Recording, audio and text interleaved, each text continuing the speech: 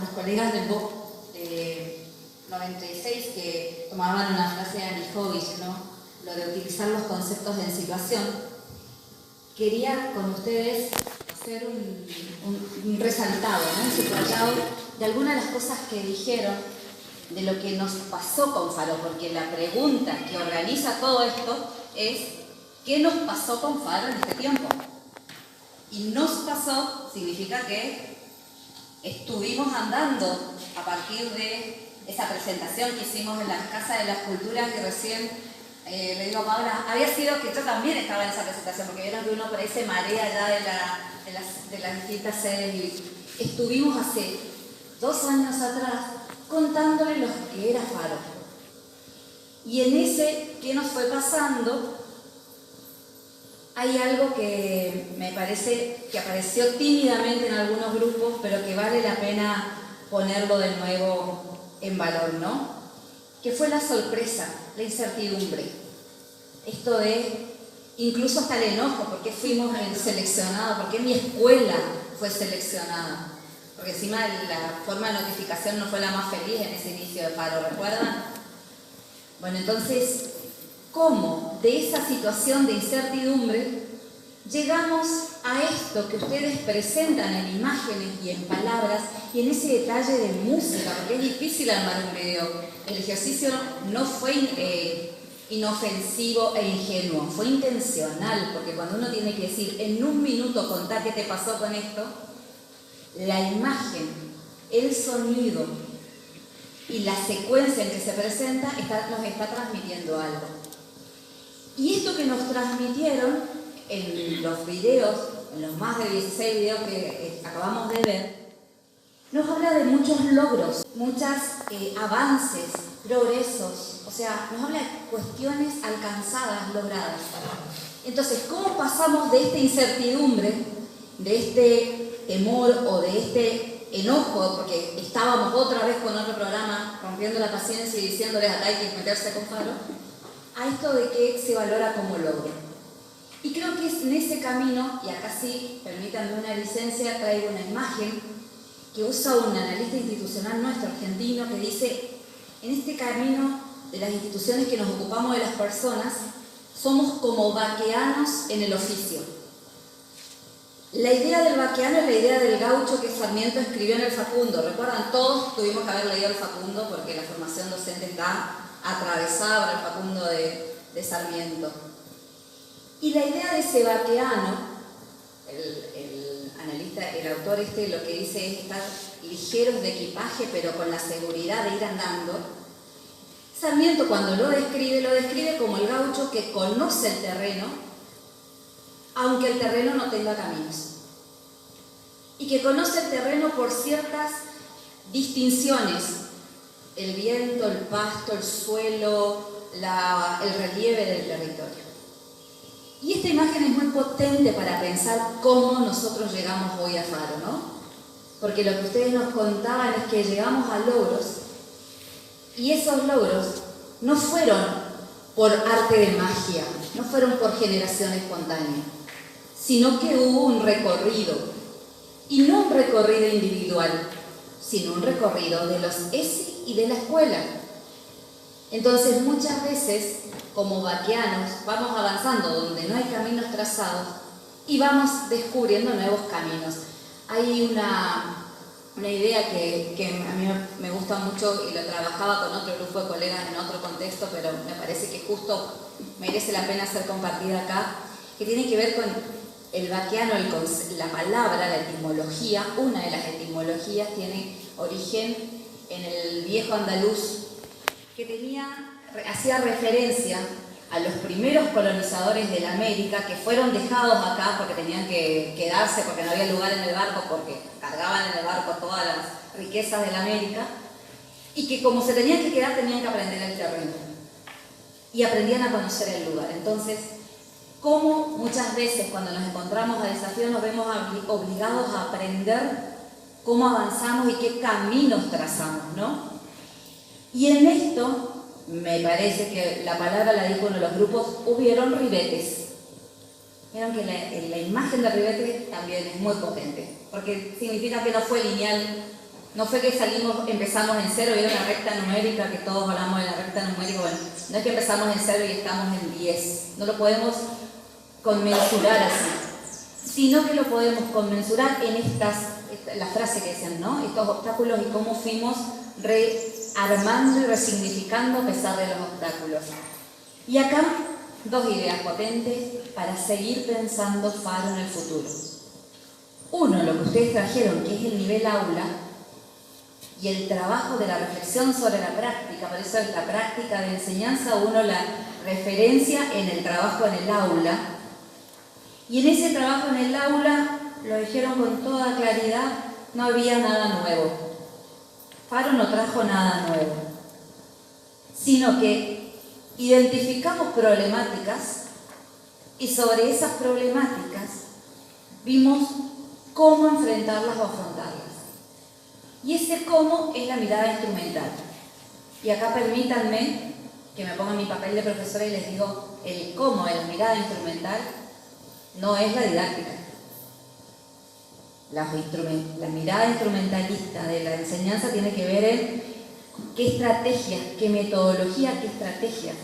Pero eso no es didáctica únicamente. La didáctica es mucho más que pensar estrategias.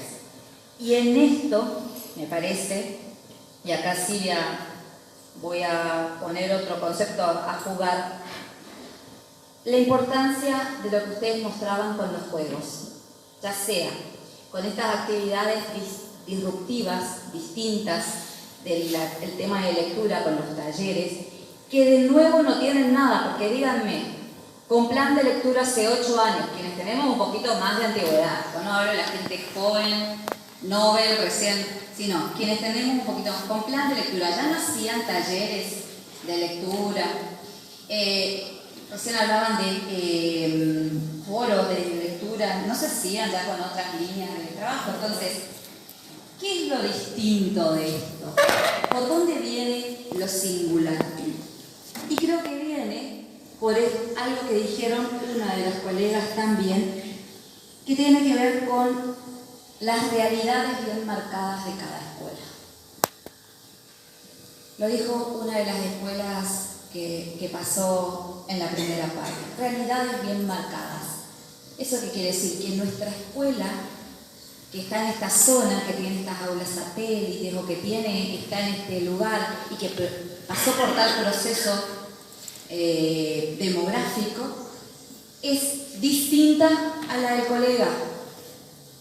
Y eso distinto es lo situado, es lo propio y que hace a la identidad de la escuela. No es ni más difícil ni menos difícil que otro, porque si nos ponemos ahí entramos en un terreno complicadísimo, no complejo, complicadísimo. Porque yo trabajo en la zona más difícil y a vos te tocó la escuela más fácil, y ustedes saben que no es así. Que todos tenemos realidades complejas y complicaciones en las escuelas donde estemos, en los contextos donde estamos. Algunos más, otros menos, pero escuela simple y feliz hasta ahora no creo que exista. Y si alguno lo declara, tenemos un problema. Porque trabajando entre personas y con sujetos siempre hay complejidades y complicaciones. Y creo que una de las cuestiones de esta distinción tiene que ver en cómo uno se apropia de la parte lúdica de los juegos como estrategia didáctica, ¿no?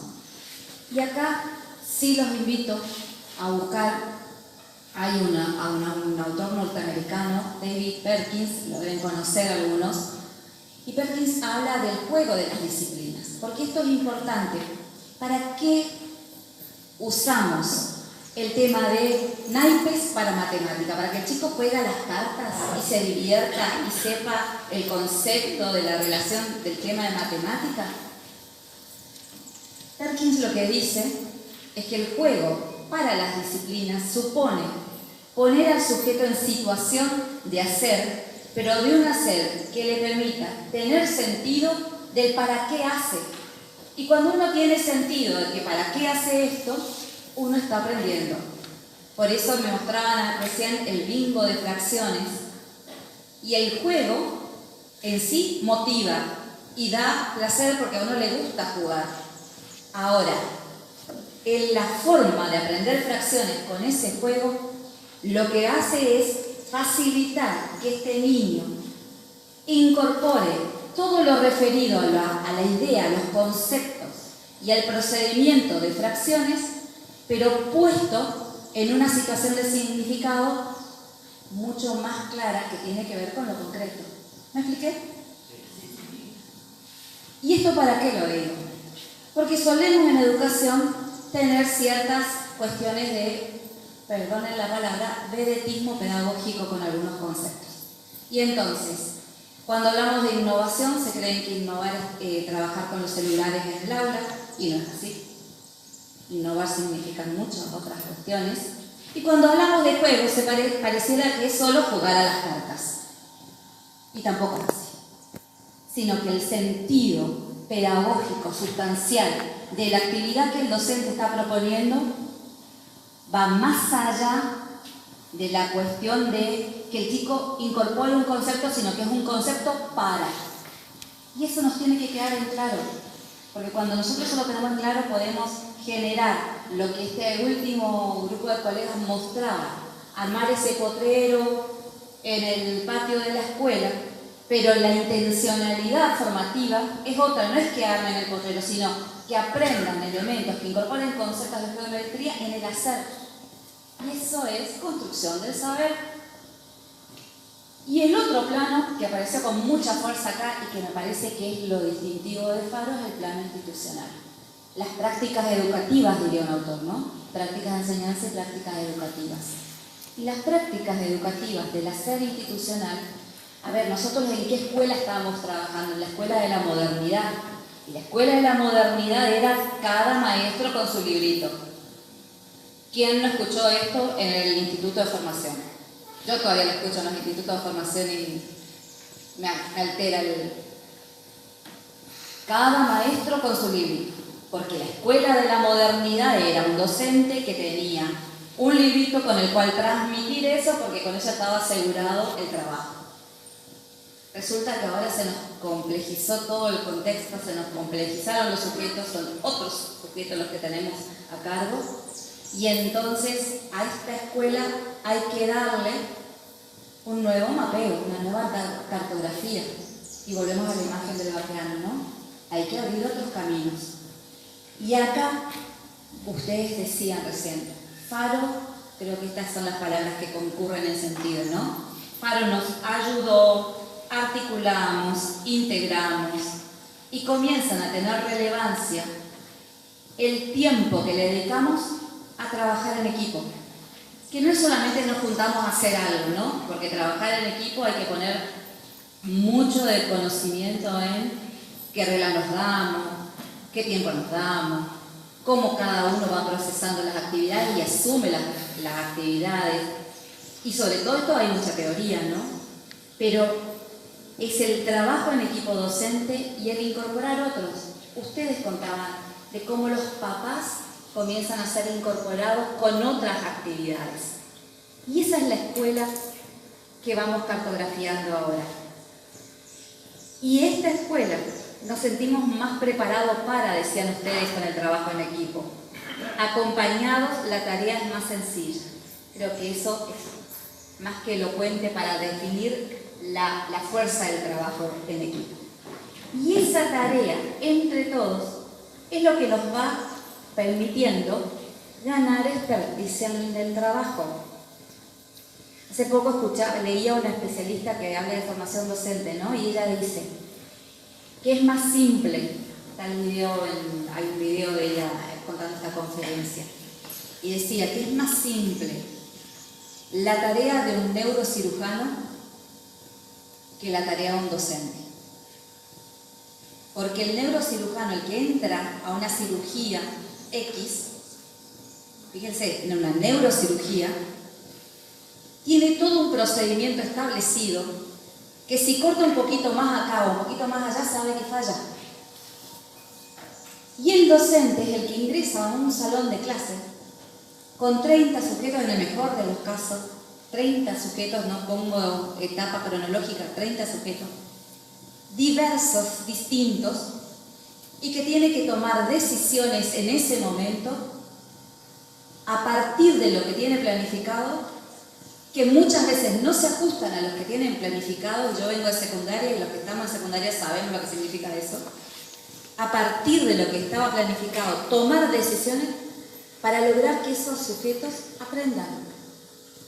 Entonces, el grado de incertidumbre y de dinamismo de la tarea docente es mucho más alto que el de un médico neurocirujano. Linda Darling Hammond se llama la autora, lo dice, está escrito, y me pareció fantástico poder compartirlo ahora, porque lo que ustedes contaban con cada experiencia, con todos esos niños haciendo, con el grupo de niños que pasaron con el teatro, está hablando de cómo se resuelven esas incertidumbres, ¿no? Y con esta idea en cierro. Ese ganar experticia, ese cómo se hace, cuando lo pensamos entre todos, se vuelve saber pedagógico. Porque yo no es algo que me lo guardé, sino que lo compartí con el otro. Y al otro le sirvió para tomar y hacer lo mismo, que no es copiar, porque uno siempre recrea las actividades, o tomar y hacer lo contrario, porque me parece que esto no va. Pero ese compartir con el otro es el saber pedagógico, y por eso Faro está en la formación situada. Porque lo que ustedes han estado haciendo durante estos 2 años y esto que nos han contado es saber pedagógico. Por eso el equipo territorial les insiste tanto respecto a cómo lo presentan. ¿Sí? Y con esta idea cierro de verdad el cierre. ¿Qué hacer futuro? Puse acá. Futuro, no futurología. Paula ahora les va a contar cómo vamos a acreditar en la provincia el recorrido de los 2 años de ustedes. ¿Qué pasa el año que viene con Faro? Es hacer futurología y ni lo hago yo ni lo hace nadie del equipo.